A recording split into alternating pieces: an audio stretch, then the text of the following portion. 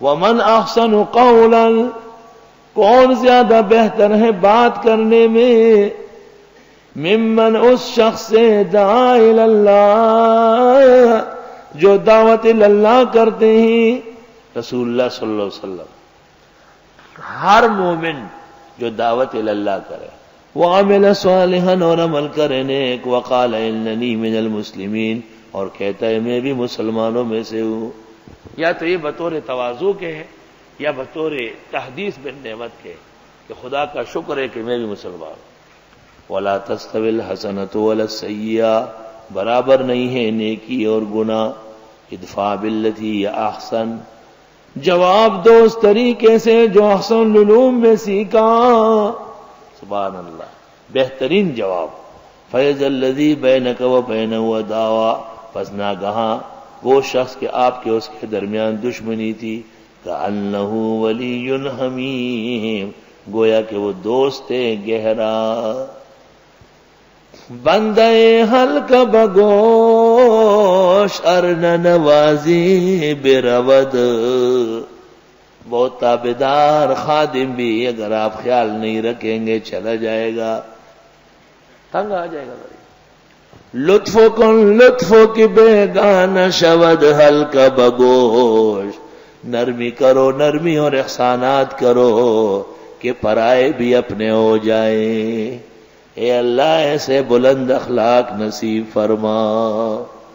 بہت بڑی بات ہے۔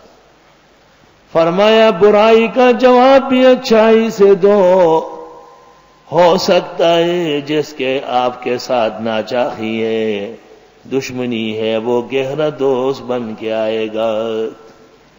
شیخ الاسلام حضرت مولانا حسین احمد مدنی ریل گاڑی میں سفر کر رہے تھے، اور لوگ بھی تھے۔ ایک ہندو بیت الخلا گیا، واپس آیا، کہنے لگا ہے بڑا گن مچا ہوا ہے، فارغ نہیں ہو سکتے، بڑا گن مچا ہوا ہے۔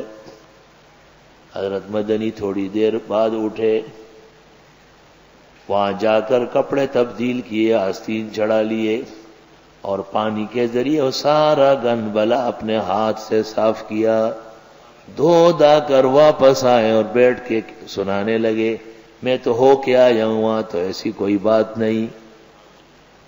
ہندو نے جا کے دیکھا، سمجھ گیا کہ مسلمانوں کے اس مذہبی عالم نے یہ حسن خلق کیا۔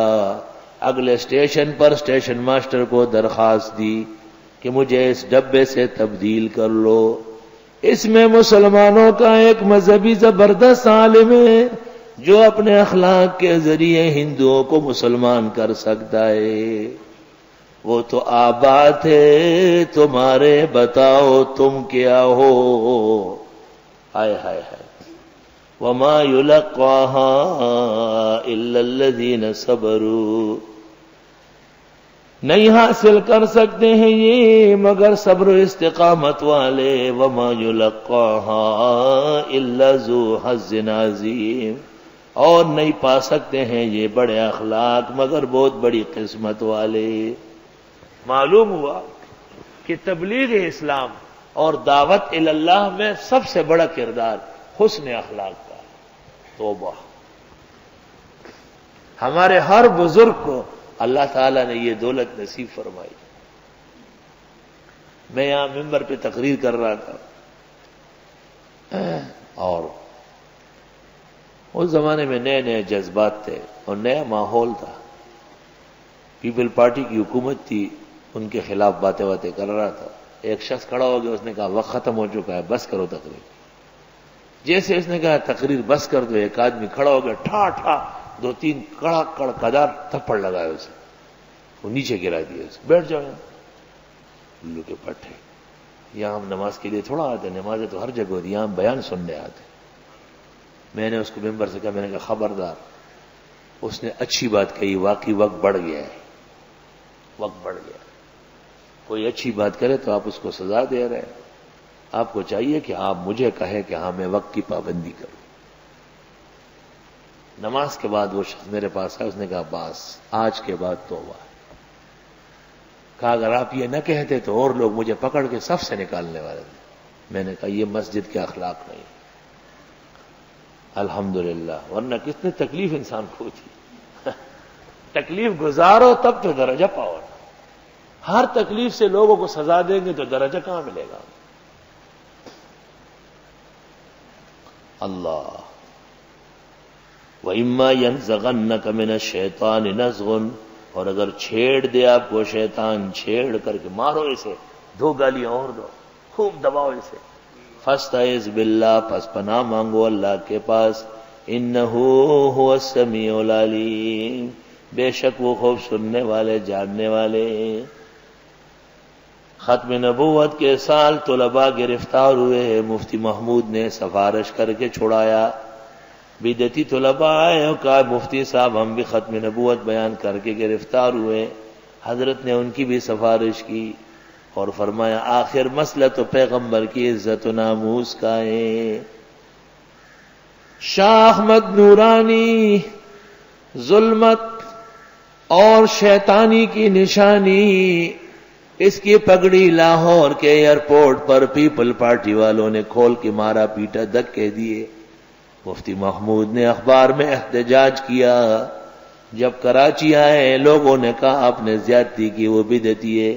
فرمایا افسوس تم کو احساس نہیں، پیپل پارٹی والوں نے بریلوی کی حیثیت سے نہیں مارا، عالم کی حیثیت سے مارا. اس لیے عالم کو تکلیف ہونا فطری بات ہے. یہ ہمارے بزرگ تھے. اولئک آبائی فجئنی بمثلہم اذا جمعتنا یا جریر المجامع ومن آیات اللیل والنہار، اس کی قدرت کی نشانیوں میں سے رات اور دن، والشمس والقمر. شیخ القرآن مولانا غلام اللہ خان کا جلسہ تھا، زبردست توحید بیان ہو رہی تھی، آیتوں کی بارش تھی. حضرت شیخ کا جلسہ ایسا ہوتا تھا جیسے آسمان سے قرآن کا نزول ہو رہا، اور تمام بدعتی اور اہل باطل کو لائن سے لگاتے تھے، ایسے لتاڑ کے رکھتے تھے جیسے حضرت کے ہاتھ میں تیز و تند خنجر ہے اور بدعتیوں کے سر قلم کر رہے ہیں، ایسے چلتے گئے. ایک شخص کھڑا ہو گیا، اس نے کہا حق و صداقت کی نشانی شاہ احمد نورانی، حق صداقت کی نشانی شاہ احمد نورانی. تو لوگوں نے کہا بیٹھ جاؤ بھائی مان بیٹھ جا. شیخ القرآن نے کہا خبردار کسی نے اس کو مارا. لگا بھائی نعرہ لگا، اور اس نے 2-4 اور لگائے. لگا دیا جی حضرت مہربانی لگا دیا. فرمایا سن نعرہ، نہ مرد نہ زنانی شاہ احمد نورانی، کفر اور شیطانی شاہ احمد نورانی. فرمایا وہ نعرہ تیرا تھا، ہم نے سنا، اب ہمارا بھی سن لے ذرا.